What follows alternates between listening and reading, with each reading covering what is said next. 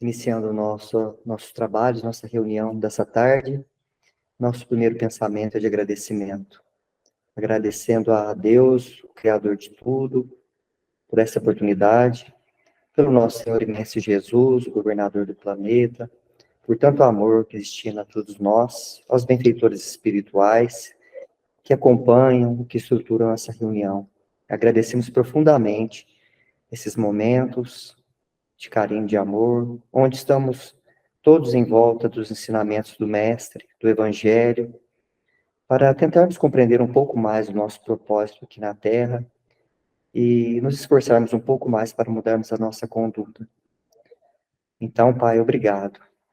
Que essas preces cheguem também ao lar de todas as pessoas que não puderam estar aqui hoje, a todos os amigos, mas também de forma geral, toda a humanidade que tanto carece de amor, de paz. E rogamos também para todos os animais, e em especial a gatinha da Meire, nossa amiga, que está precisando, né, está passando por um momento de enfermidade, que ela receba, mediante a intercessão de Francisco de Assis, também, se assim for necessário, o alento para as suas dores. Então, estamos iniciando esta reunião, graças a Deus. Muito obrigado, Pai, que assim seja. Ó, disparou lá. Consertada daqui, no nosso domingo retrasado, né, semana passada nós não tivemos a reunião por causa do Dia das Mães, e então nós suspendemos, nós havíamos começado o capítulo 13, na verdade o capítulo 13 a gente já tinha começado, a gente começou o versículo 13 ao 52, que é Paulo e Barnabé em Antioquia. Aqui na tradução do Haroldo está só em Antioquia da Psídia.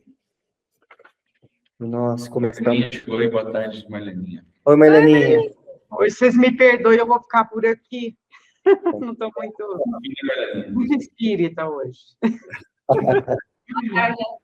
Obrigada, boa tarde, gente. E nós fizemos alguns comentários aqui, principalmente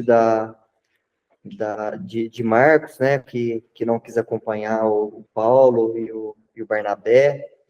Nossos comentários giraram praticamente sobre isso, mas os versículos aqui tem muita coisa ainda. Eu sei que é um pouco extenso, mas acho que vale a pena ler novamente, né, porque como teve esse lapso de tempo aí, para a gente não perder um pouquinho. Pedir para a Soraya um pouco de paciência, e depois a gente volta nos comentários, tá? Em Antioquia de Psídia. E fazendo-se ao mar de Pafos, Paulo e os que estavam ao redor foram para Perge e Panfilha, da Panfilha. João, porém, apartando-se deles, regressou para Jerusalém. Eles, passando por Perge, chegaram a Antioquia da Psídia e, indo à sinagoga, num dia de sábado, sentaram-se. Depois da leitura da lei dos profetas, os chefes da sinagoga enviaram um comunicado para eles, dizendo: varões, irmãos, se há em vós alguma palavra de exortação para o povo, dizei. Paulo, levantando-se e fazendo sinal com a mão, disse: varões israelitas e os que temem a Deus, ouvi. O Deus deste povo de Israel escolheu os nossos pais e elevou o povo durante a peregrinação no Egito. E com braço erguido, o conduziu para fora do Egito. Por um período de 40 anos, suportou-lhes os hábitos no deserto. E fazendo cair 7 nações na terra de Canaã, distribuiu por herança a terra deles, por 450 anos. Após estas coisas, deu-lhes juízes até o profeta Samuel. Então pediram o rei, e Deus lhes deu Saul, filho de Quis, varão da tribo de Benjamim, por 40 anos. Depois de removê-lo, ergueu-lhes Davi para ser rei, de quem também disse testemunhando: encontrei Davi, o filho de Jessé, varão segundo o meu coração e que fará toda a minha vontade. Na descendência dele, segundo a promessa, Deus conduziu para Israel o Salvador Jesus, Tendo João proclamado previamente a Israel, antes da entrada dele, o mergulho do arrependimento. Enquanto João completava sua carreira, dizia: quem me suponde ser, eu não sou. Todavia, eis quem vem depois de mim, aquele do qual não sou digno de desatar as sandálias dos pés. Varões irmãos, filhos da geração de Abraão, e vós que temeis a Deus, a nós foi enviada a palavra desta salvação. Pois os habitantes de Jerusalém e as suas autoridades, desconhecendo isto, e as vozes dos profetas que são lidos todos os sábados, julgando-o, cumpriram as profecias. Embora não encontrando nenhum motivo de condenação à morte, pediram a Pilatos para o eliminar. Assim que se consumaram todas as coisas escritas a respeito dele, descendo do madeiro, o colocaram no sepulcro. Deus, porém, o ergueu dentre os mortos. Ele se tornou visível durante muitos dias aos que subiram com ele da Galileia para Jerusalém, os quais são testemunhas dele perante o povo. E nós vos evangelizamos a promessa feita aos pais. Porque esta promessa Deus cumpriu plenamente para nós, os filhos, erguendo Jesus, como está escrito no 2º Salmo: Tu és meu filho, eu hoje te gerei. Porque o levantou dos mortos, jamais devendo retornar para a dissolução, assim disse: Eu vos darei as coisas santas e fiéis de Davi. Por isso, também disse em outro salmo: Não concederás ao teu justo ver a dissolução. Pois bem, tendo Davi servido ao desígnio de Deus, em sua própria geração, adormeceu e foi acrescentado aos seus pais, e viu a dissolução. Aquele, porém, a quem Deus ergueu, não viu a dissolução. Portanto, tomai vós conhecimento que por meio dele vos foi anunciado perdão dos pecados e de todas as coisas que não pudestes ser justificados na lei de Moisés. Nele, todo aquele que crê é justificado. Vede, portanto, que não venha sobre vós o que está dito nos profetas. Ó desprezadores, vede, maravilhai-vos e desfigurai-vos, porque estou realizando uma obra em vossos dias, obra que não crereis se alguém vos descrever. Ao saírem eles, rogaram-lhe, fossem faladas essas palavras no sábado seguinte. Dissolvida a reunião da sinagoga, muitos dos judeus e dos adoradores proléticos seguiram Paulo e Barnabé, os quais, falando-lhes, os persuadiam a permanecerem na graça de Deus. No sábado seguinte, quase toda a cidade estava reunida para ouvir a palavra de Deus.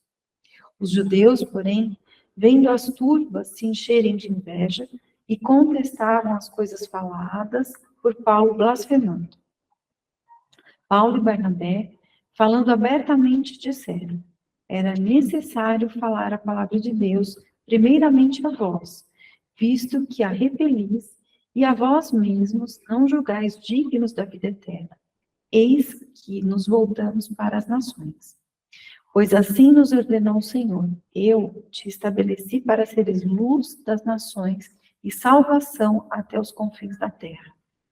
Ouvindo isto, os gentios se alegraram e glorificaram a palavra do Senhor, e creram tantos quantos estavam nomeados para a vida eterna. E a palavra do Senhor se difundia por toda a região. Os judeus incitaram as mulheres adoradoras, proeminentes e os principais da cidade, e levantaram uma perseguição contra Paulo e Barnabé, expulsando-os do território deles. Eles sacudiram o pó dos pés sobre eles, foram para Icônio. Os discípulos estavam cheios de alegria e do Espírito Santo.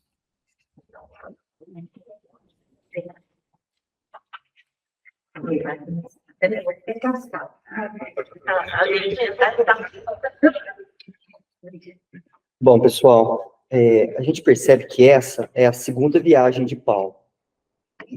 Paulo, na primeira viagem, foi em Chipre, e depois de voltar da ilha de Chipre, ele foi até essa Antioquia da Psídia, que fica mais para cima na Síria. Ele começaram aí a divulgação do evangelho, né, pro mundo, vamos falar assim. Ele começou a peregrinação, ele e Barnabé. E a cada momento que ele iniciava uma pregação, era natural que ele tivesse que resgatar um pouco de toda a história, de toda a tradição do povo judeu, para que aquele povo ali se convencesse de que realmente o que ele vinha trazer posteriormente, que era a pegada do Messias, do Salvador, tinha tudo a ver com as tradições deles. Aquele povo sempre foi conduzido por profetas, por juízes, por reis. Então, Paulo começa a descrever toda essa trajetória até chegar no momento que João Batista fala que já estava próxima a chegada do Salvador. E quando questionado se era ele, né, o profeta que era o Messias, ele disse que não, que ele não era digno nem de desatar os nós da sandália daquele que estava chegando. E depois ele faz todo um perfil de Jesus até aquele momento que os judeus o rechaçam, né? E ele fala sobre os gentios. Isso de forma geral. Mas agora nós precisamos escafunchar dentro desses versículos aqui alguns detalhes que é interessante para a gente entender um pouco aquela visão de Paulo, naquele momento, o que ele falava. Então, vamos começar aqui por algumas anotações que nós fizemos, né, Ramon? Para a gente ir falando sobre isso, tá?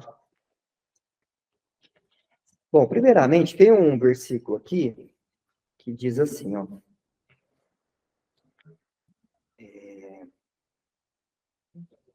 Varões, irmãos, filhos da geração de Abraão, e vós que temeis a Deus, a nós foi enviada a palavra da salvação. Então, naquele momento, ele estava falando aí sobre temor e sobre salvação. O que era para eles naquele momento, essa questão do temor a Deus e também a palavra da salvação, né? O que nós devemos entender por isso aí? Porque hoje nós espíritas, com o espiritismo, né, com o véu que tirou da nossa visão, assim, vamos dizer assim, nós temos um entendimento já diferente. E mais para eles, o que era esse temor? Deus tinha que ser temido mesmo? E essa palavra da salvação era apenas uma leitura e já se salvava? Eu gostaria de ver de vocês, o que vocês pensam sobre isso? Os judeus, eu acho que em si, eles estavam muito enraizados em ritualismo, né, até então. E esse ritualismo que norteava eles era tão assim, Paulo furar isso e mostrar para eles que a salvação era só no Cristo mesmo, era uma situação para ele um tanto pesada, ele ia ser muito apedrejado ali, assim, de uma forma que jeito que eu vou colocar isso? Até ter medo dele, Barnabé, pela própria vida, a todo momento ali, né? Porque eles se juntavam ali com os formadores de opinião e falavam, ó, tudo que eles falar, ele proferir aí, você esteja preparado para desconcertar, vamos blasfemar em cima do que ele tem aí, porque é ele, quer dizer, essa força que os judeus tinham no ritualismo deles ali, que eles não queriam perder isso de forma alguma, perante alguém que estava trazendo um salvador ali. É isso mais ou menos aí que eu dei uma espeçada. Legal. Posso falar? Pode. Bom, primeiro que Paulo conhecia profundamente a história do povo judeu, né? Que ele cita todos, né? Abraão, né? O pai da fé, do povo hebreu. Ele cita Samuel, o primeiro grande profeta que foi levantado para o povo de Israel, né? Samuel é aquele que faz a transição da era de juízes, porque Samuel foi o primeiro juiz de Israel também, quando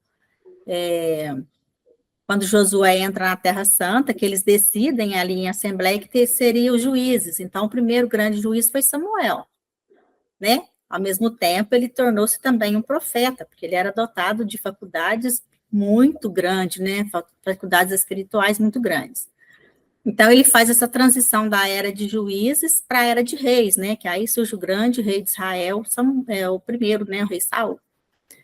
E aí, pensando nessa parte de como eles compreendiam Deus, porque as 3 revelações que a doutrina espírita nos fala, cada uma está marcada pela era, pela vida espiritual, vida não, pelo entendimento espiritual que cada um tem, né? Primeira revelação, personificada em Moisés, o povo, qual era o Deus? Um Deus terrível, um Deus que castigava. Até Kardec fala no capítulo 1 do Evangelho segundo o Espiritismo, não vim destruir a lei, porque era aquilo que a infância da humanidade conseguia abarcar, né? Era um povo ainda muito primitivo, recém-saído, né? Do primitivismo, era um povo muito arraigado ainda no que era material. E é como hoje você alfabetizar uma criança na educação infantil, precisa de muita coisa concreta para ela entender o conteúdo daquilo que você precisa passar. Já com Jesus, já vem aquela ideia do Deus justo, mas um Deus Pai, porque Jesus chamava Deus de Pai. Aí já entra o amor, né? Então, isso que Paulo precisava mostrar para eles, né? Que o Deus de Abraão e de Moisés era um Deus justo, mas, acima de tudo, um Deus muito amoroso, um Deus que cuidava, né? Então, por isso que tinha essa dificuldade de quebrar esses paradigmas, né? Dentro daquele povo de 2000 anos, né? Naquela história do pai Abraão, de Moisés, era um povo construído dentro da lei de Moisés. Por isso que havia essa dificuldade, essa mudança de mentalidade, né? E Paulo queria mostrar para eles que Jesus era o Messias prometido para o povo de Israel, né? Que os profetas há muitos séculos vinham pregando a chegada do Messias. Mas a dificuldade era essa, né? Ceder lugar para Jesus no coração daquele povo, né? Acho que assim, o entendimento que eu tenho desse Deus que eles entendiam era o Deus que castigava, né? Se você não andasse dentro da lei de Moisés, né? Aí tinha essa questão. Mas aí vem Jesus com uma proposta muito diferente, sim, para complementar aquilo, né? Porque a gente, hoje, com o advento da doutrina espírita, nós entendemos que Deus é justiça, mas também é misericórdia, amor e caridade, né? É esse conjunto, né? É o que eu entendi. Na verdade, a justiça de Deus é tudo isso ao mesmo tempo, né? Não tem como separar uma coisa da outra. Nós é que falamos justiça porque a gente entende justiça só aquela questão da nossa lei material. Mas a justiça de Deus é algo muito mais amplo. É tudo junto, né? Não tem como separar o amor da justiça nem da misericórdia, porque se você tirar da justiça o amor, ela torna-se vingança, né? Então é diferente. Professora Lindinha.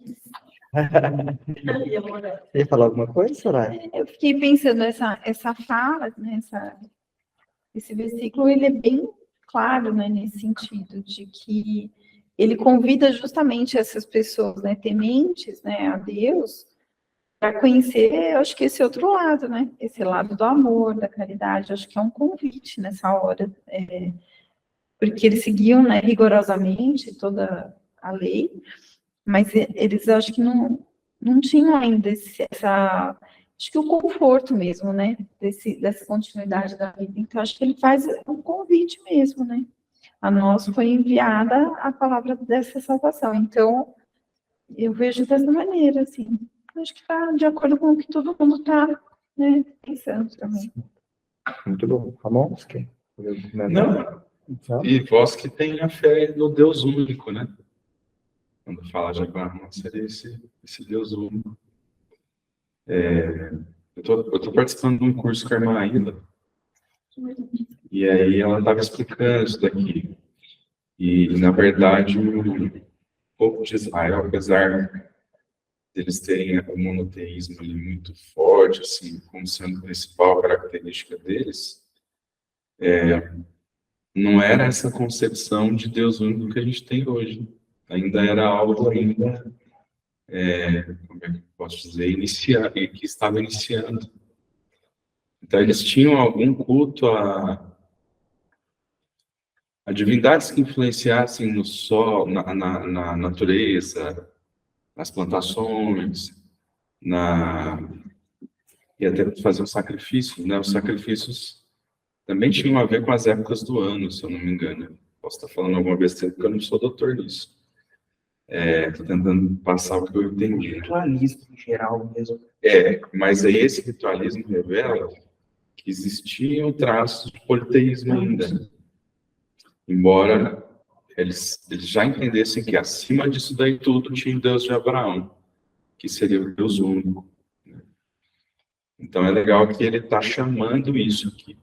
Ele está chamando essa crença, em nome dessa crença. Ele está conversando com isso, né?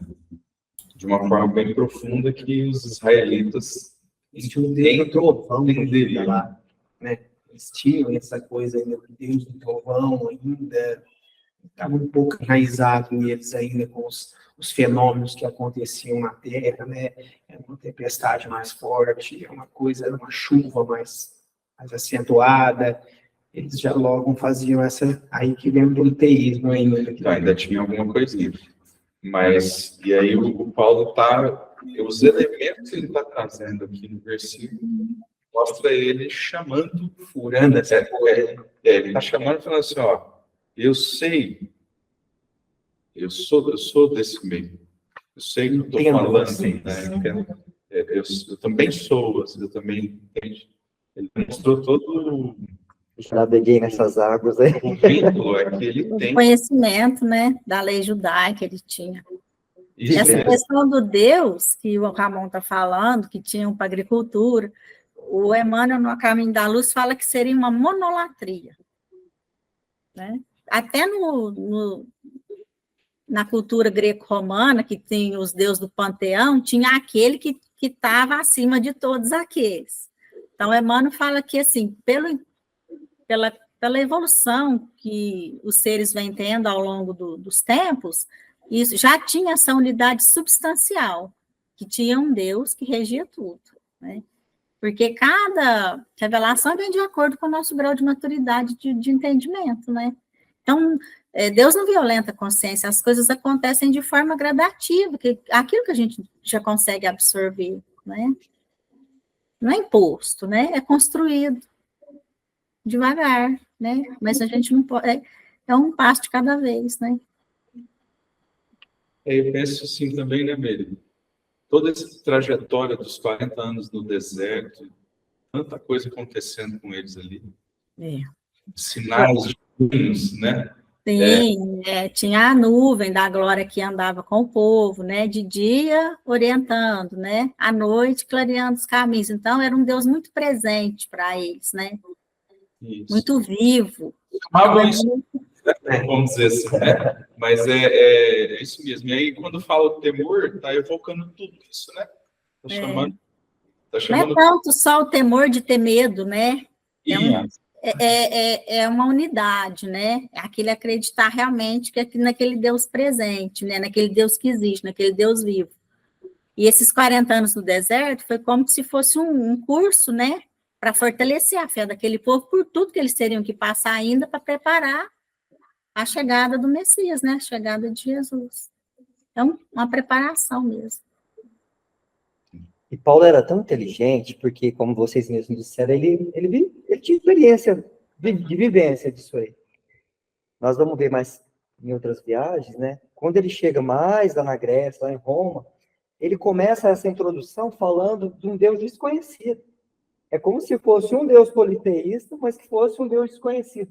Para pegar todo aquele fio da meada, até chegar a Jesus, falar, Jesus é o Deus desconhecido, né? Aliás, desculpa. O Deus desconhecido é esse Deus um só, né? O Deus único. Então, ele precisa de todo esse manejo para poder pegar, fazer a junção da profecia até chegar em Jesus. Então, aqui ele já começa fazendo isso. Primeiro, ele prepara os ouvintes ali e vai começando a trilhar todo o caminho. Salto, né? Porque se ele dá um salto aí ele já tinha rejeitado ele de primeiro, né? Bem interessante isso aí. Marleninha, quer dar alguma palavra? Estou aqui reflexionando o seguinte: até hoje, a humanidade é muito carente de símbolos, de ídolos, de materialidade, né? Porque você acreditar apenas pelo intelecto ou pelo sentimento é muita maturidade. E se até hoje nós não temos, você pode ver, né? Que a doutrina espírita ela é despojada de todos os símbolos, mas entre nós, os espíritas, nós temos muitas pessoas, né? Talvez nós mesmos, incluídos aí nessa necessidade do concreto. Imagina naquela época, se eles não acreditassem assim no concreto, a intelectualidade deles e mesmo a moralidade não permitia essa transcendência. Daí eu penso que seja isso. Mary, qual que é a diferença de idolatria para monolatria? Desculpa, se você não soubesse, você conseguiu olhar aí na internet. Eu nunca tinha ouvido isso. Se você puder nos esclarecer. Eu preciso ver no A Caminho da Luz como que o Emmanuel especifica isso. Eu vou dar uma olhadinha aqui e te falo, porque eu tenho uma ideia vaga, mas eu tenho medo de falar besteira, então eu vou dar uma olhada aqui e falo, tá? Isso é para nós. Tá. E outra coisa, assim, ele também estava dialogando com a característica de idolatria muito forte do povo dessa época, né? E ele sabia disso, ele foi um que aplicou isso, né? O que levou ele aí tão longe, né? Nas perseguições, foi essa mesma idolatria. Ele despertou depois, né? Mas então ele estava tentando dialogar com isso, né? E ele sempre negando, ó, eu calço a mesma sandália que vocês. Eu não estou aqui para ser idolatrado. Ó, por favor. Porque no conjunto, né? Quero só trazer o que eu sei. A hora que ele fala da palavra é isso, né? Sim. Palavra da salvação, quer dizer, eu já passei por isso e tive, entre aspas, aí, a salvação, que a salvação não é a salvação do reino do céu, a salvação, ela tem um processo. Então, eu estou dentro dessa salvação, agora eu estou trazendo para você essa mesma palavra. Muito interessante isso, né? Porque a gente tem por base algumas religiões nossas atualmente, que eles falam, você ganhou a salvação, acabou, já era. Não, a salvação é um processo que vai numa ascendente de você adquirir virtudes até chegar naquele momento em que você realmente, né, chegou num grau muito elevado. Júlio, quer falar alguma coisa? Tá? Aquecer o seu frio aí, você tem que colocar. Tentando meus remédios. Eu só fico pensando assim, realmente a dificuldade de Paulo, porque assim, a gente tem assim, um certo conforto na doutrina, que às vezes a gente tem amigos tão religiosos, que assim, são, como se diz, pessoas muito boas, muito praticantes e tal, mas assim, a gente quer levar, né, assim, essa nova revelação, assim, para dar um conforto às vezes, e a gente não consegue, né? Então, imagino isso. É a mesma dificuldade. Né? Estamos em pessoas assim. Olha o ano, nós estamos em 2023, onde a maioria das pessoas são bem alfabetizadas, bem informadas pela internet, tudo, e agora você imagina isso numa época bem retrógrada mesmo, o pensamento das pessoas, como é que estava naquela época, o tanto que era difícil, ele tinha que ter muito tato mesmo, né? Muito tato, porque a qualquer momento uma condenação ali poderia ser iminente para ele. Nós sabemos disso, né, que eles, quando fala do Espírito Santo aqui, e a gente já estudou isso, a gente pode retomar que existem duas interpretações. A questão da centelha divina que existe em nós e a questão da pleia de espíritos que colaboraram e colabora até hoje com Jesus. Essa pleia de espíritos estava com eles e está até hoje entre nós ali, porque se não fosse dessa forma, rapidinho já tinha degolado. Ele morreu na guilhotina, né? Teria sido muito antecipado isso aí. Nós sabemos disso. Né? Iris, quer falar alguma coisa? Não, tá muito bom ouvir vocês aí. Qualquer coisa, só abre o microfone aí, eu sei que quer falar, tá bom? Pessoal, querem falar mais alguma coisa dessa questão do temor, da salvação? Uma coisa assim, né? A Marlene fala dessa questão de signo, né?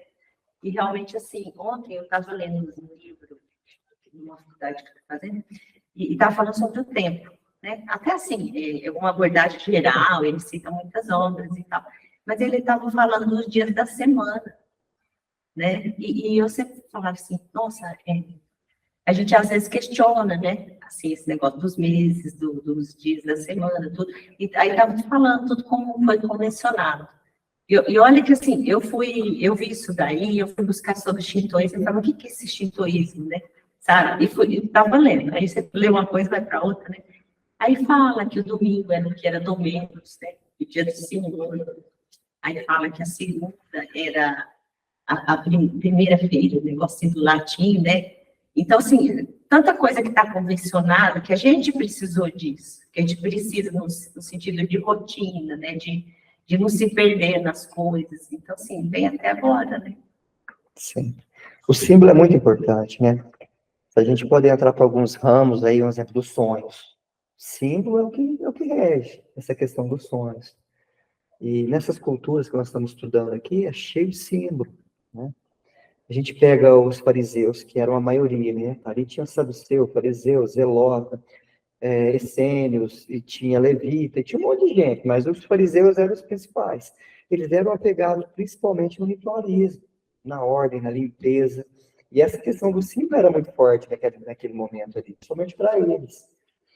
O que a gente não pode é deixar, às vezes, passar essa questão da simbologia acima do essencial. Isso. Né? Porque às vezes a gente fica preso na questão externa e deixa o essencial passar. É isso que a doutrina espírita vem nos mostrar. A gente tem que entender o símbolo, mas extrair da letra. Né? O Ramon sempre fala de extrair da letra, eu acho muito bonito, porque às vezes a gente fica no aspecto histórico, é tudo muito legal, mas se você não for lá e tocar no coração, não tem sentido nenhum, né? Eu lembrei porque que o domingo, dia do Senhor, no caso, é por causa do Shabat, né?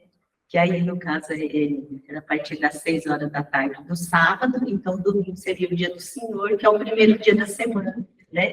Que aí é depois assim, e tal. Era essa sequência que eu perdi. Você viu que o Paulo foi no sábado fazer essa pregação aqui, porque o sábado era o dia que eles tiravam para se dedicar, porque muitas daquelas pessoas eram simples trabalhadores, e eles tiravam o sábado para se dedicar ao Senhor. Né? Então, reunir, Jesus vai fazer a mesma coisa. Eu estou lembrando aqui, antes de falar, ainda é a mesma dificuldade. Uhum. Na essência, ainda é a mesma dificuldade. E essa dificuldade só vai se romper a partir da decisão de cada um de nós, que é começar o desenvolvimento do olhar do amor.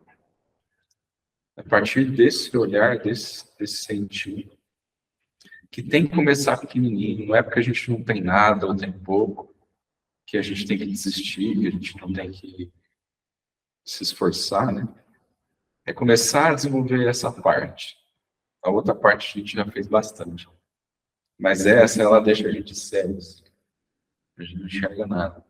Então, por exemplo, eu estava lembrando aqui do livro Libertação, do André Luiz, que a gente dá o exemplo do Gregório, né? Não sei se alguém já viu, não sei se já leu.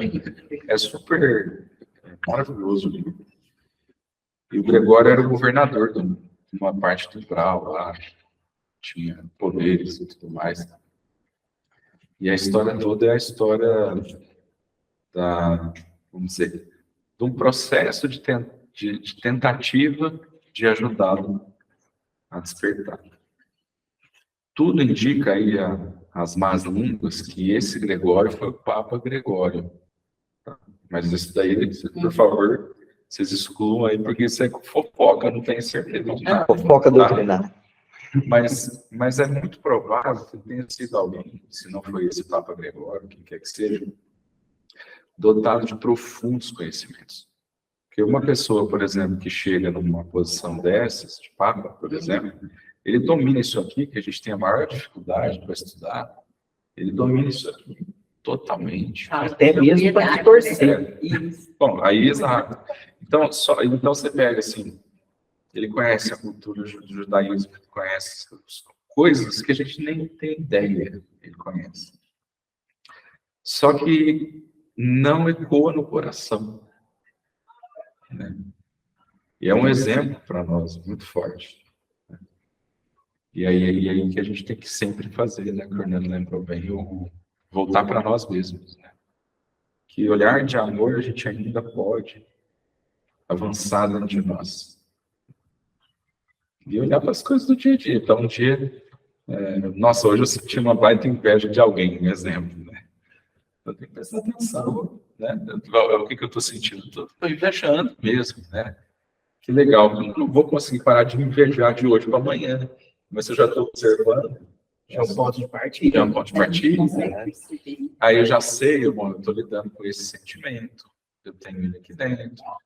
Aí você pode orar, aí você começa a usar a sua própria fé para trabalhar aquilo. E aí vai, e aí o tempo vai ajudando. É o início do autoconhecimento, Isso. né? Só que o problema é que só vai dar certo na hora que a gente se dispor a querer ver. E aí que tá.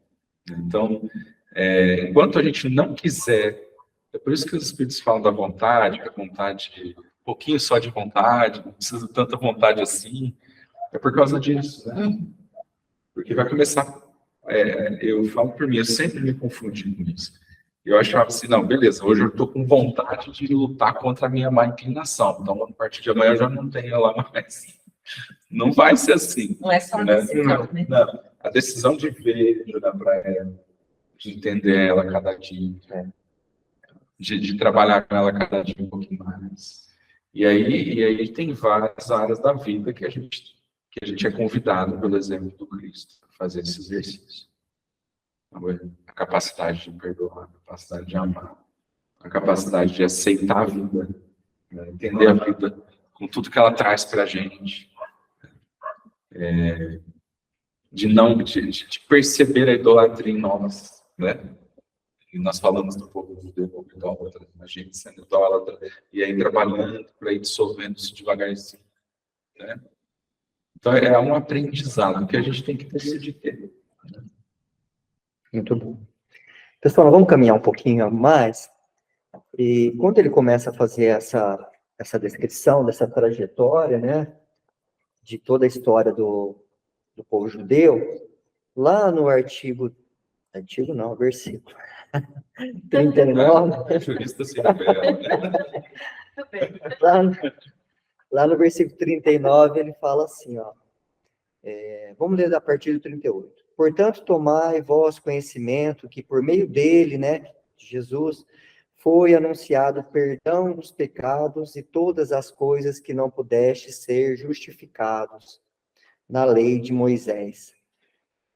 Aí no 39, nele todo aquele que crê é justificado. Vê, portanto, que não venha sobre vós o que está dito nos profetas, né?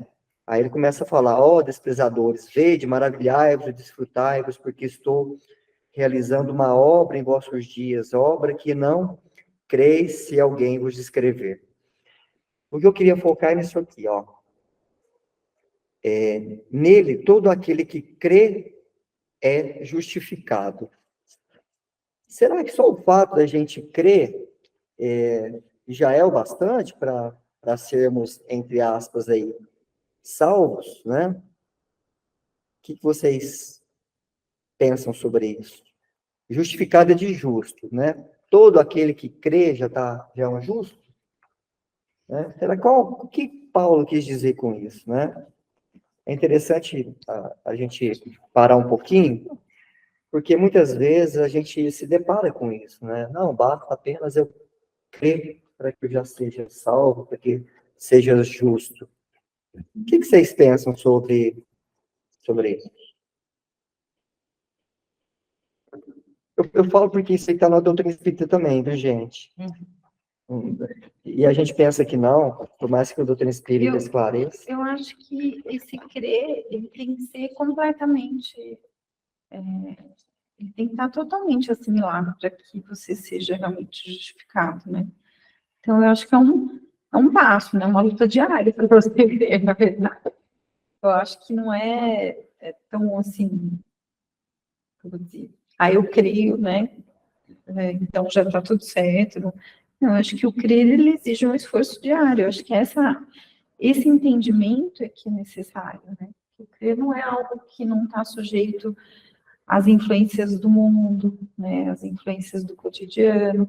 O se manter crendo, eu acho que é o exercício. Um excedente muito vago, né? Eu acho que é isso. Você tem que se manter nessa condição, não é fácil. Não é simplesmente. É o que o Ramon estava falando agora. Não basta assim, hoje. Vou melhorar mais um pouquinho. Não, um pouquinho. Né? Então, é um processo. Tá Né? tudo aqui, só ler a parte não. Então, acho que o crer é isso. Essa palavra ela não é uma condição que se transforma de um dia para a noite. É o que o Ramon está falando. É um processo. E trabalhoso. E trabalho, acima de tudo, trabalho. Acho que essa parte tem muito a ver com o que a gente estava falando já. E, nós temos uma história que é meio longa, a gente vai tentar contar, né, Hernando? Vamos contar, Ramon? Aí depois, no finalzinho dela, sabe aquela parte que peraí, deixa eu pegar aqui, que ele pega o livro? Aí, a partir daquilo lá, a gente pode ler para a Soraya. Combinado. Então, o Humberto Campos escreveu um conto, né, que chama A Crente Interessado. Eu acho que isso aqui representa o que nós estamos lendo ali nos versículos, só que para a nossa realidade atual de espíritas. Então, aí acho que fica assim, conversa muito. O difícil na nossa cabeça, porque às vezes a gente ouve as coisas, mas a gente não entende. Né? Passa. Né? Jesus fala, está escrito, a gente lê e não entende, que não entra, a gente não assimila, né? E aí eu acho que é por aí. Então tinha uma senhora, ela estava desencarnando, estava prestes a desencarnar. E aí estavam os familiares em torno dela, e ela estava falando para o pessoal não chorar. Vocês estão ouvindo bem, pessoal? Tá? Legal, essa história do Ramon falando é interessante. Para o pessoal não chorar, confiar. Ela estava confiante de que Jesus, que os bons espíritos iam ajudar ela, né? Que ela ia aguardar as esferas felizes. Estava dando uma demonstração muito bonita de fé, né? E aí, quando ela desencarnou, realmente ela sentiu um alívio muito grande das dores que ela estava sentindo. Ela passou por um processo de um sono, né? Que ela não sabe quanto tempo durou. E aí ela despertou, percebeu isso, percebeu que ela estava bem, percebeu que a mãe dela estava junto com ela, né? Que foi uma alegria ter visto a mãe dela. Só um detalhezinho. Fala da questão que ela foi católica. É verdade. Né? Ela foi católica e protestante antes de se tornar espírita. E sempre muito devotada, onde ela esteve, né? Seja qualquer religião que ela morejou. Né? Na frequência, devotada na frequência, né? Mas deu a entender assim. A verdade, a hora que você lê o texto, depois a gente pode pôr no bate-pó, né? A hora que você lê o texto, você percebe, essa moça aqui, que fé linda que essa senhora, que fé maravilhosa que ela tem, né? Porque só as palavras dela, ele consolando os familiares no momento da desencarnação. Você fala, nossa, que lucidez, né? E é muito legal. Só que a hora que ela despertou, ela começou a olhar em torno, apesar do que ela estava sentindo, um pouco de paz e tal, ela viu que não era um lugar tão bonito assim, não. Não era tipo a colônia Nosso Lar, que a gente vê nos filmes e lê nos livros. Bem mais simples. Era um lugar mais simples. E aí ela começou a vir à tona as características de personalidade reais dela. Então, que não era daquela senhora com demonstrações de fé na hora que estava desencarnando. Era uma pessoa que começava a questionar e criticar e resmungar e reivindicar. Né? E aí ela perguntou para a mãe falou, não, mas o pessoal, o benfeitor aqui da região que nós estamos foi super bondoso, me permitiu resgatar você das zonas inferiores, né? Mas não adiantava. Mas a senhora, o que a senhora está fazendo aqui? Falando para a mãe, a senhora deveria estar num lugar muito mais bonito. E foi, e pediu para conversar com o benfeitor. Né? E E aí ela conversou com o benfeitor, e o benfeitor pegou e falou para ela, acho que já leu o livro, né? Cadeira de cabeça. Aí o benfeitor pegou e falou para ela assim, mas você não está desamparada, né? Eu autorizei sua mãe te buscar, né? Aí ela pegou e falou assim, mas a própria situação da minha genitora, a meu ver, merece reparos especiais, né? E aí o benfeitor falou para ela, já sei, sente-se ferida no amor à personalidade. Entretanto, talvez esteja enganada. E eu fiquei lembrando muito, assim, quando a gente lê os romances de Emmanuel, a gente vê esse tipo de comportamento lá nos patrícios romanos, feridos, às vezes, na hierarquia social que eles tinham. E muitas vezes eu me sinto assim no meu dia a dia. Com alguém que me ofende, alguma coisa que acontece. Ela estava assim, ela estava sentindo isso, só que porque ela desencarnou e despertou num lugar diferente do que ela esperava. Ela achava que ela merecia. E aí, acho que eu vou mesmo ler aqui. Aqui. Tá. E aí, o benfeitor chamou um auxiliar e falou: traga as anotações de Marcela Fonseca, era o nome dela. As anotações. Livrão. Aí, ó. Daí a instantes o portador reaparecia, sobraçando um livro de proporções enormes. Curiosa e inquieta, a visitante leu o título: Pensamentos, Palavras e Obras de Marcelo Fonseca. Nossa. E fica mesmo? Tá tudo arquivado.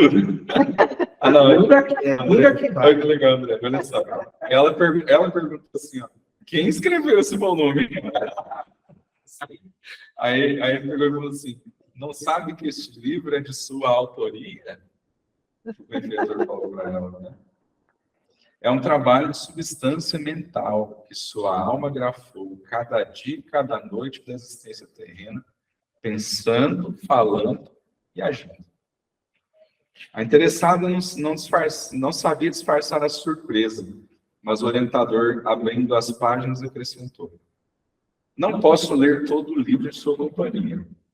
Vejamos, porém, o resumo de suas atividades religiosas. Sim. Fixando a mão em determinada folha, o sábio esclareceu. Conforme se vê, assistiu no mundo a 6.705 missas, a 2.500 cerimônias do culto protestante e a 7.012 sessões espiritistas. No entanto, é curioso notar que seu coração nunca foi a esses lugares para agradecer a Deus ou desenvolver serviços de iluminação interior, ou fora do seu círculo individual. Seu único objetivo foi sempre pedir ou reiterar solicitações, esquecendo que o Pai colocara inúmeras possibilidades e tesouros no seu caminho. Recitando fórmulas, cantando hinos, ou concentrando-se na meditação, somente houve um propósito em tua fé, o pedido. Mudou rotulagens, mas não transformou seu útil.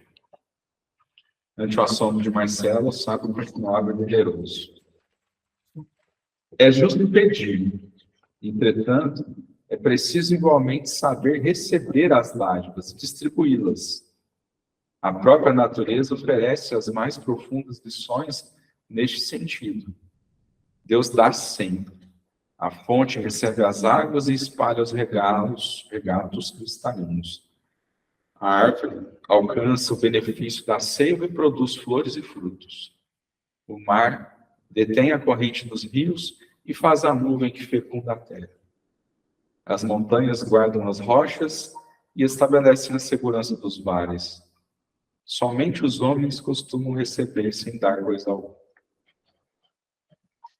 Mas, concluiu o sábio orientador, não dispõe de tempo para prosseguir na leitura.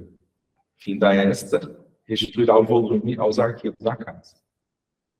A senhora Fonseca iniciou o serviço de recapitulação das próprias reminiscências. E só terminou daí a 5 meses. Extremamente desapontada, restituiu o livro enorme. E após encorajadora advertência do magnânimo diretor espiritual, explicou-se humilhada. Sempre fui sincera em minha crença. Ela fala dela. Aí o benfeitor responde: sim, minha filha, mas a crença fiel deve ser lição viva do espírito de serviço. Sua convicção é incontestável. Sua ficha, contudo, é a dos crentes interessados. Com enorme tristeza, a lhe transparecer dos olhos, a recém-desencarnada começou a chorar. O generoso mentor abraçou-a e disse paternalmente: renove suas esperanças. Seu pesar não é único. Existem coletividades numerosas nas suas condições. Além disso, há fichas muito piores que a sua, em matéria de fé religiosa, como, por exemplo, as dos simoníacos, mentirosos e investigadores sem consciência. Anime-se e continue confiando em Deus. Reconhecendo a própria indigência, Marcela recebeu o acolhimento pobre de sua mãe como verdadeira bênção celestial. Todavia, a nota mais interessante foi a sua primeira visita ao Círculo dos Irmãos Encarnados. Em plena sessão, então ela voltou numa região mediúnica, dos amigos dela. Em plena sessão, contou a experiência comovedora e relacionou as surpresas que lhe haviam guardado o coração no plano espiritual. Sua história era palpitante de realidade, mas todos os presentes lembraram a velha Dona Marcela Fonseca e concordaram entre si que a manifestação era de um espírito mistificador. Não aceitaram, galera. Senhor. Então é um negócio É vida. é muito porque a gente fala. A gente fica muito preso ainda na visão só da gente, mas só da nossa realidade, só do egoísmo, só... E até mesmo as demonstrações de fé acabam ficando assim, né? Restritas, né? Mas eu acho que é bem claro, assim, que a expectativa dela sempre esteve no outro, né? Então, tudo aquilo que ela produziu, ou ela viveu uma vida para o outro. Assim, para o olhar do outro, não para si. Porque Meio de aparência. de aparência, né? Não no outro de servir. Não interno. A busca na religiosidade dela já conta isso. É uma aprovação, né? Ela queria essa aprovação. Então, ela tinha um comportamento aprovável. Você vê que todos... E isso eu acho que é muito perigoso. Porque a gente sabe se moldar. Né? A gente sabe... É tão legal vir aqui fazer uma cara bonitinha. A gente sabe. Falar umas palavrinhas bonitas. A gente sabe se moldar. Então, eu acho que a realidade que traz esse livro, né, esse relato, é muito importante e que nos leva à reflexão. Porque essa aprovação desse olhar não nos servirá de nada. Porque o processo é nosso, né? É de cada um. Então, a hora que você chegar lá, você não vai ter que dar conta do que você produziu aos olhares dos outros, mas aquilo que você efetivamente produziu dentro de você. É implacável. É um exemplo, né, que resolve. Só exemplo, então, quando falo da gente dar, né, para o mundo, da gente fazer que nem a natureza faz, que recebe e redistribui, né? Não é simplesmente a gente sair por aí matracando o que a gente aprendeu ou não, né? É viver, né? Mas viver com verdade, né? Isso, com integridade. Porque você pode viver tudo isso e ser sua aparência. Só moldada. Né? Que eu acredito que tenha muito a ver com aquilo, né, que está sendo trazido.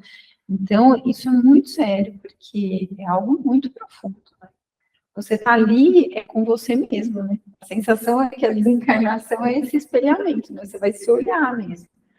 Mas é por isso que a gente quis trazer isso, porque Fantástico, achei muito bom o texto. quando fala nem todo aquele que crê é justificado, porque naquela época, claro, nós somos seres humanos, espíritos, naquela época não estamos em nada, né? Algumas coisas. que crer não é só isso, né? Você começou a sua palavra dizendo bem certo. Crer é ação, não é só você crer e estou salvo. Ela tinha uma aparência legal dentro das religiosidades dela, mas e no seu íntimo? Aquilo ali estava fazendo uma construção?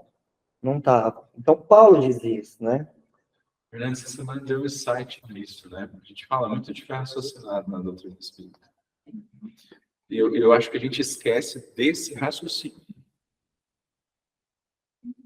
Então, porque não é só o raciocínio científico. É o raciocínio que conversa com você de verdade. Fica só na casca. É o policiamento. Não, tipo assim, Reflexivo. eu vou te dar um exemplo. Tentar pensar num exemplo aqui mais adequado. Que é o meu exemplo. Pode falar. Se você quiser falar. Da minha vida. Assim, a gente mente o tempo inteiro quando a gente reza o Pai Nosso. Quer dizer, né? Muita gente, nós espíritas também ainda rezamos o Pai Nosso, né? Assim, no dia a dia, a gente fica assustado, fala assim, nossa, essa pessoa cometeu essa atrocidade. E muita gente fala assim, aí ele quer que aconteça coisas ruins com aquela pessoa. Julgamento. Né? A gente não tem isso ainda de... Eu escuto muito isso. Assim, nossa, essa pessoa fez isso. Aí deseja o mal, aí falando aquele monte de coisa, a gente fica assustado. Mas assim, aí, por exemplo, eu penso assim, quando a gente não se dá bem com alguém, a gente fala assim, porque fulano assim, assim, assim. Aí começa a enumerar. Quer dizer, a gente não vê que aquilo ali são fraquezas da pessoa, né? Então, É isso assim, mesmo. Você quer tutelar a justiça, né? por exemplo, se você está terminando um relacionamento, Tutelar a justiça. aí você fala assim, porque fulano agia assim, tá? Tal, quer dizer, cadê? Onde que a gente está mostrando com a ação, né? Está sendo um exemplo verdadeiro de cristão. Nossa, tapa na minha cara. Mas eu lembrei que eu ia falar. Eu estou preparando uma reflexãozinha sobre aceitação. Aceitação, resignação. Muita gente entende essa questão da resignação, a vontade de Deus. Algumas pessoas vão ao extremo de falar, não vou fazer nada então, porque Deus vai fazer por mim. Outras pessoas pegam e falam assim, mas eu tenho que aceitar passivo, né? Aí a hora que você começa a estudar, até mesmo os conceitos filosóficos, mas também tem a Joana de Ângeles, que traz a resignação dinâmica, né? Você vê que não é você ficar parado, né? Você vai continuar lutando e buscando melhorar a situação de dificuldade, de sofrimento, o máximo que tiver nas tuas mãos. Mas você vai ter uma compreensão do buscando entender o que Deus quer com aquela experiência para você.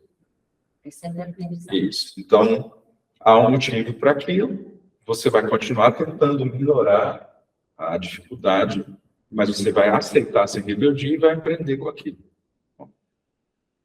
Eu preciso entender isso daí para rechear minha fé dessa crença. Entendeu?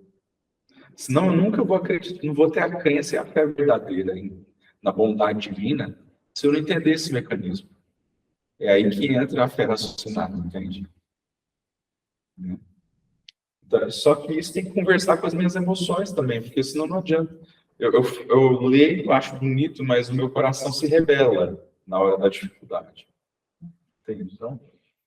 Então a fé raciocinada, ela conversa com isso, né? Você vai burilar isso para entrar dentro do coração mesmo, né? Isso. Você absorver isso como premissa, né? Já tenho aqui. Isso. Eu vou fazer, mas você me deu outro insight, de outra coisa aqui, dessa puxada de arquivo.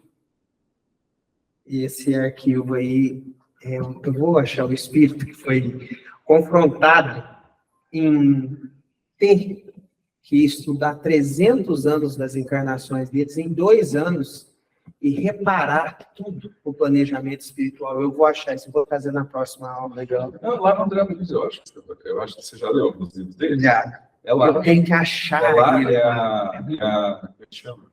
Aquela senhora que acolheu a André Luiz na casa dela. Era ela e o esposo. Não era Eles começaram a ser banhos de memória, eu não lembro qual que é, Eu talvez a acho Marleninha Eu lembre. vou lembrar. Ela teve que analisar 300 anos em 2 anos. E não dava para ir mais para trás, não. Porque se fosse. Não pode, nem podia. Se for muito, O arquivo está aqui, o seu arquivo. 300 anos aqui para você analisar. Você Estuda tem aí. 2 anos para analisar. senta aí, estuda. Vamos preparar um planejamento aí para você cumprir 15% só. Eu Não queria vou dar ouvir a pra você que você Marleninha e o Iris também. O que vocês acharam aí da Ouvindo história? aqui, tô pensando assim, ai meu Deus, que tamanho que vai ser meu livro lá, hein? Que horror, cruzes. Fernando, Ô, Tony, você quer falar do seu livro também? eu vou ter que sair. Você fecha a grade aqui, né? Fecha aí. Eu estou vendo a minha esposa aí, eu não estou aguentando de saudade. Vou ficar perto dela. Tá vendo? Suspeitei desde o princípio. Ô, Iris, gostaria também de ouvir o que você acha da história da senhora Marcela Fonseca.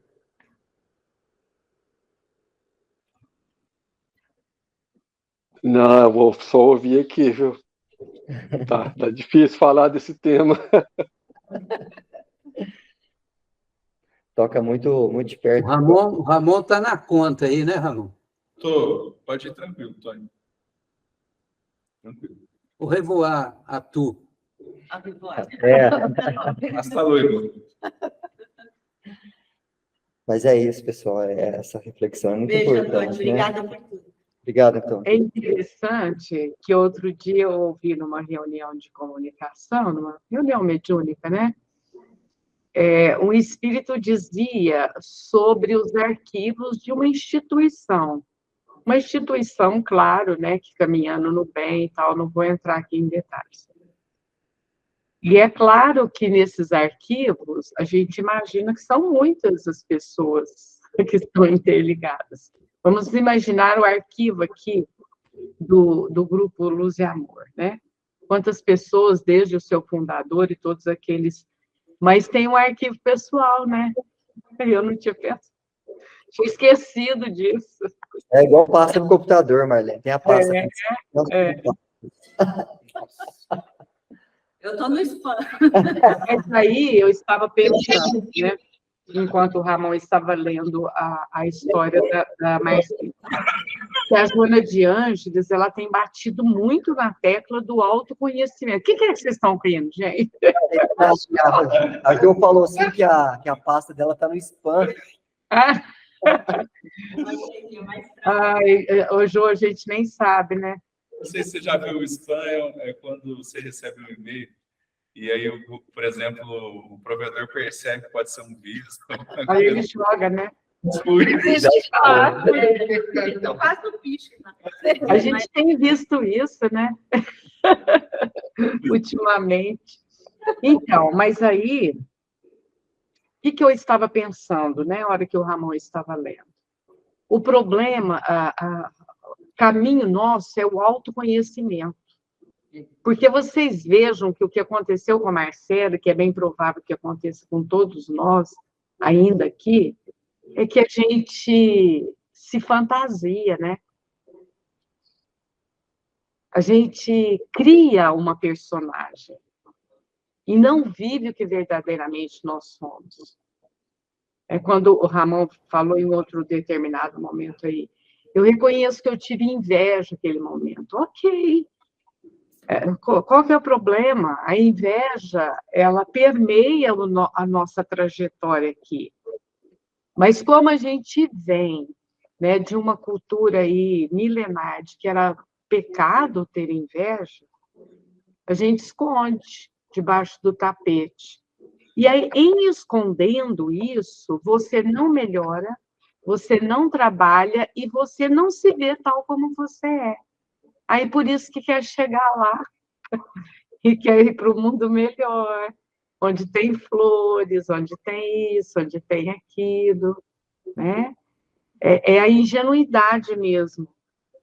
Então, eu penso que o convite é esse que os espíritos têm batido aí para nós, é o autoconhecimento. Quem é que realmente eu sou, né? Eu vi o Divaldo comentando, Marlene, que uma certa frequentadora da Mansão do Caminho foi uma colaboradora muito ativa, assim, no acolhimento das crianças. Era uma senhora bem idosa, morreu bem idosa, durante 40 anos.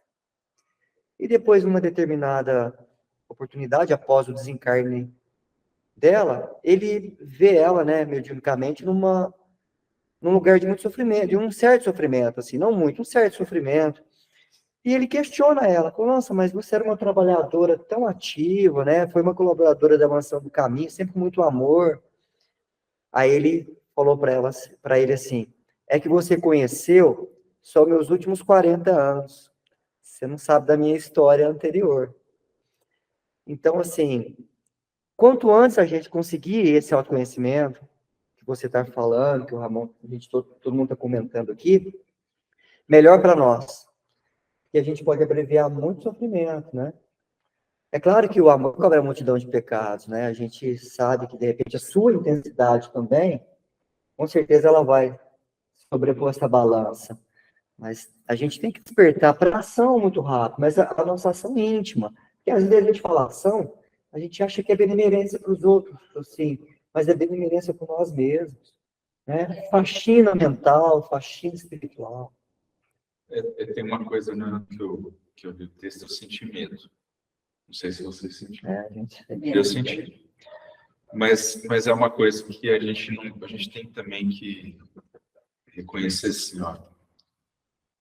Primeiro, a gente não vai estar desamparados. E quanto mais bem a gente fizer, mais amparo ainda nós vamos ter. Né?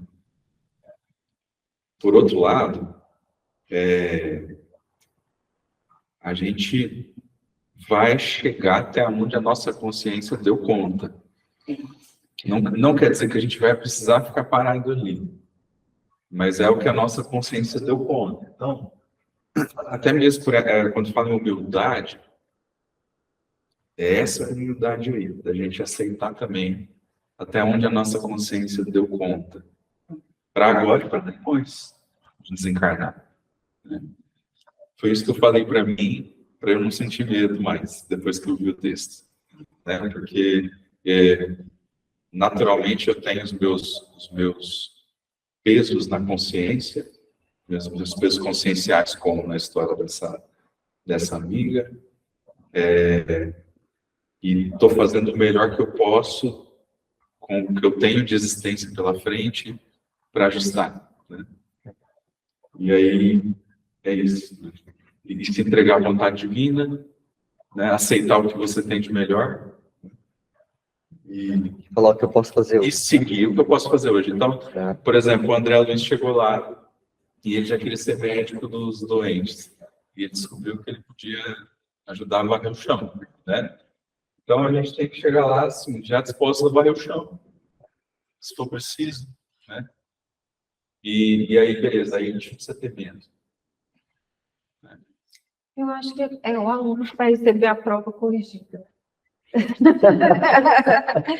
É você encarar isso como um momento de aprendizado, né? Na hora que o professor vai te entregar a prova e te atribuir uma nota, a gente vê quem é professora que sofre, né? Parece que a gente que é culpado da nota, né? Então, assim, eu acho que é isso, é você não ter uma expectativa, né? Manter os pés no chão, e saber que você não vai tirar 10, né, gente? Eu não acho que vai chegar tirando. Estou bem longe disso. Eu acho que é você chegar pronto, sem idealizar. Né? Essa idealização que ela fez é um perigo, né? Porque ela idealizou para si algo que ela achou que ela merecia. Né? Então, é essa idealização de achar que você foi super bem na avaliação e não foi. E aí vem a humildade que você está falando. Né? Se preparar humildemente para receber essa avaliação e assumir o que é a parte que lhe cabe, né? Com amor. Né? Pai, eu tirei um 5 aqui, mas vou melhorar, entendeu? Eu acho que é isso. Gostei da comparação da nota aí, né? É o limite. É o 9, é o 10. Então, eu acho que Onde nós vamos, até onde a gente pode ir dentro disso, né? eu Qual acho que é o que limite? se colocar, né, ali sujeito à avaliação, sem essa expectativa, né? Saber, olha, eu fiz o que eu consegui, né? E tô aqui para saber o que mais eu tenho que melhorar. Esse espírito é importante você se manter dessa maneira, né? Você ia fazer uma Só que, assim, como você comentou da Joana de Ângeles, eu lembrei assim, do recurso que a gente tem na psicologia, que nem todo mundo tem acesso, né? A gente vê muita gente sofrendo, e às vezes até o próprio médico recomenda, e às vezes as pessoas têm dificuldade de ter acesso a isso. Então, eu falo porque às vezes a gente tem acesso, e eu vejo assim, que às vezes a gente não se desnuda, assim, não se abre realmente para a psicologia. Às vezes a gente não leva realmente o problema. A gente, às vezes, tem receio de tocar nos pontos que a gente já está enxergando, e como se estivesse tapeando o psicólogo, e, na verdade, isso é uma chance para a gente ir mais para frente, né? Para a gente jogar luz nessa sombra, nesses nossos defeitos, nessas nossas fraquezas, nesses nossos medos, e para frente. Então, sim, a gente sabota muito. Sabota, Isso, sem dúvida. só isso que me veio. Muito bom. E até para a gente ajudar qualquer um que a gente queira. Sabe essas pessoas que você, a gente conseguir dar um passo em alguém que ajude. Para a gente conseguir fazer um auxílio de uma palavra, de um abraço, um sentimento, a gente tem que estar Aberto, né? a gente tem que estar com o que a gente é. Quanto mais a gente se Eu sou fortalecer, perfeito, mas eu estou aqui de coração. Pronto, a partir daí, a bondade que você tem em condições vai sintonizar com os bons espíritos. Né? Vou tentar falar esse texto aqui, porque eu acho que tem muito a ver com o que nós acabamos de falar. Né? Porque ele fala que chegou lá no plano espiritual. Qual, Ramon? Esse aqui é a escolha do Senhor. O livro chama Contos de Apólogos agora. Conta-se que alguns apóstolos do bem tanto se ergueram na virtude, pela extrema sublimação de suas almas, conseguiram atingir o limiar do santuário resplendente de Cristo. Voltariam ao mundo no prosseguimento da obra de amor em que se entrosavam. No entanto, convocados pelos poderes angélicos, poderiam excursionar felizes pelas vizinhanças do lar divino. Bem-aventurados pela glória e pela bondade, constituíam provisoriamente no céu toda uma assembleia de beleza e sabedoria. Missionários ocidentais ostentavam dalmáticas imponentes, lembrando as instituições religiosas a que haviam pertencido, enquanto os santos do Oriente exibiam túnicas liriais. Veneráveis sacerdotes das igrejas católicas e protestantes confundiam-se com patriarcas judeus e budistas. Admiráveis seguidores de Confúcio e insígnios devotos de Maomé entendiam-se uns com os outros. Muito acima das interpretações humanas tendentes à discórdia, alcançavam, enfim, a suprema união na esfera dos princípios. Exornava-se cada um com a mensagem simbólica dos tempos que haviam representados. Anéis, cruzes, báculos, auréolas, colares, medalhas e outras insígnias preciosas destacavam-se do linho e da púrpura, da seda e do ouro, faiscando ao sol em que se banhava. Entretanto, um deles destoava do brilhante conjunto.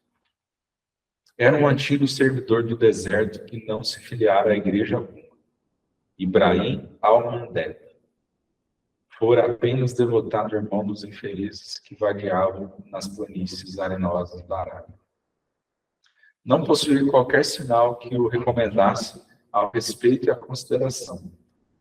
Trazia os pés descalços, em chaga e pó. Na veste rota, mostrava as manchas sanguinolentas das crianças feridas que havia conchegado de encontro ao peito. As mãos magras e hirsutas pareciam forradas em couro de camelo, tão calejadas se achavam no rude trabalho de assistência aos viajantes perdidos. Os cabelos grisalhos e imundos Falavam de longas peregrinações sob a tempestade. No rosto enrugado e rijo, era a pesada moldura de 2 olhos belos e lúcidos, mas encurvados e tristes, guardando pavorosas visões das dores alheias que ele havia socorrido, abnegado e atento. Isolado no festim, o ancião notou que 2 anjos examinavam a assembleia, fazendo anotações no pergaminho celestial. Depois de analisarem todos os circunstantes, um por um, abeiraram o espelho, estranhando-lhe a desagradável presença. Amigo, interrogou um dos emissários, a que igreja pertenceste na terra? Para que a pergunta? Inquiriu o forasteiro com humildade. O Senhor deseja entender-se com um dos visitantes do lar divino. Estamos relacionando por ordem os nomes daqueles que mais profundamente o amaram. Não se preocupe então comigo, clamou o anônimo beduíno.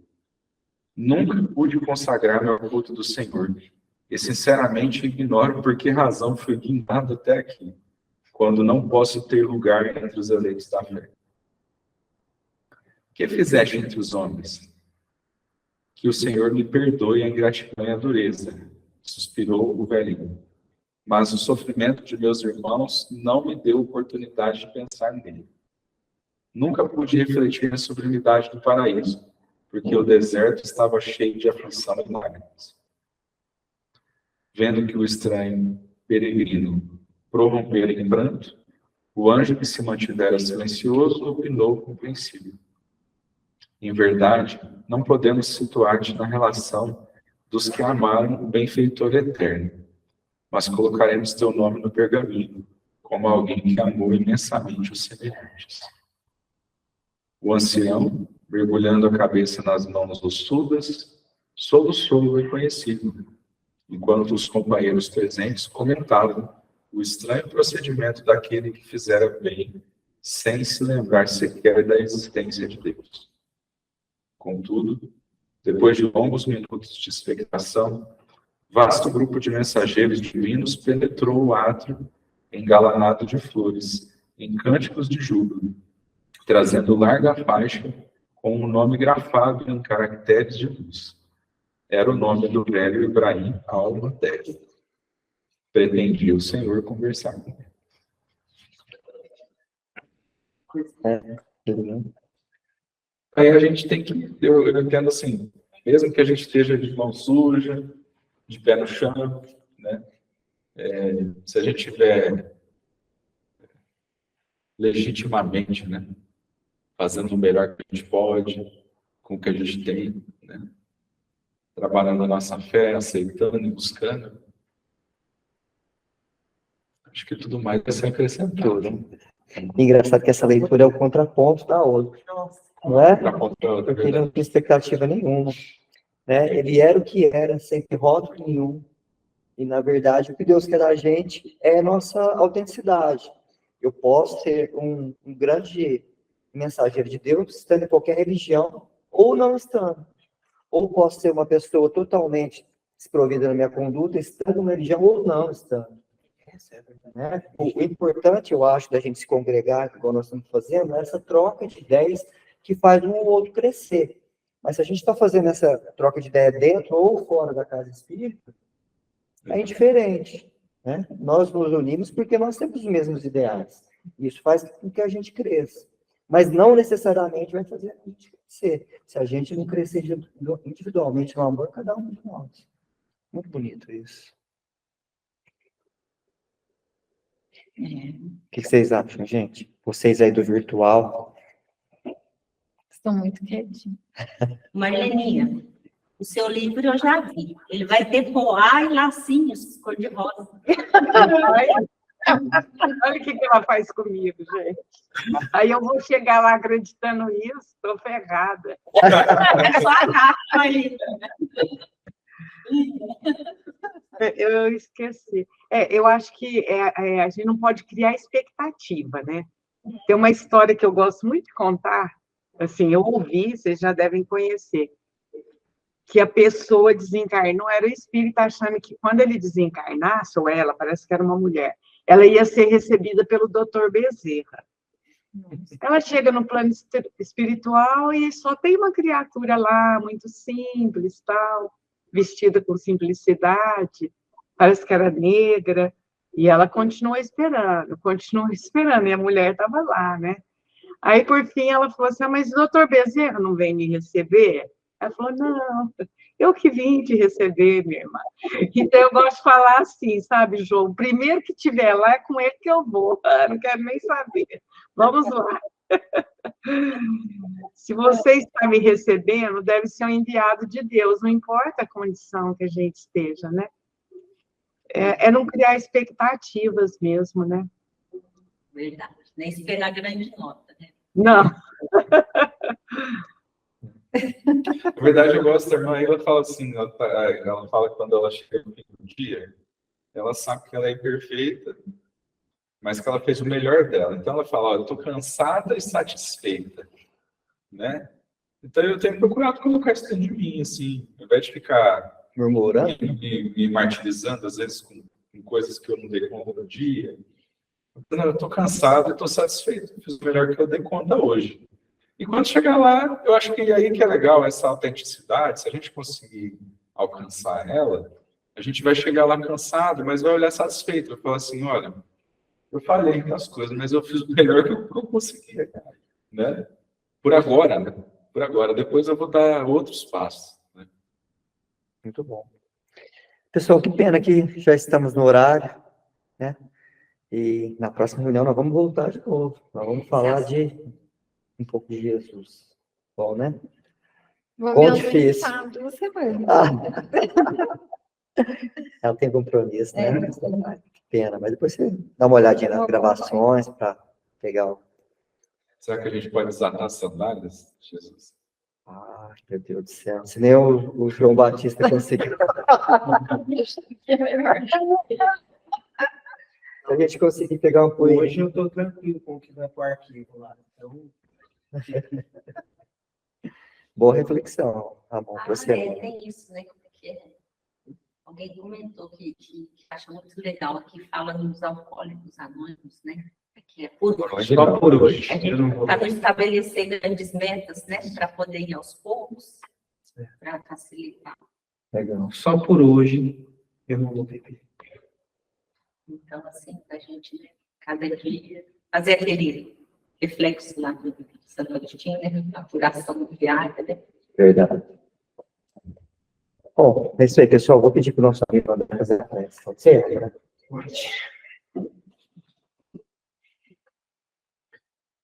Amado Mestre Jesus, Deus Pai Todo-Poderoso, de sua infinita bondade, pedimos aos mentores, aos protetores, aos guias espirituais, da luz do nosso Senhor Jesus Cristo, que abençoe hoje o nosso dia, abençoe hoje o nosso singelo estudo para a elevação da nossa alma, da nossa vida cotidiana, e que traga para nós, Senhor, nessa semana que se inicia, o teu bálsamo sagrado, cura, liberta e abençoa todos nós, que podemos levar para os nossos lares